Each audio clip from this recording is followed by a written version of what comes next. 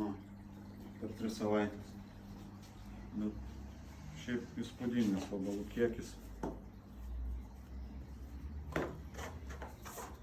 Tikėtina, kad tą 10 gaudiklių įspūdingus kiekius pašalinam vabalą iš miško. Ir kur būtų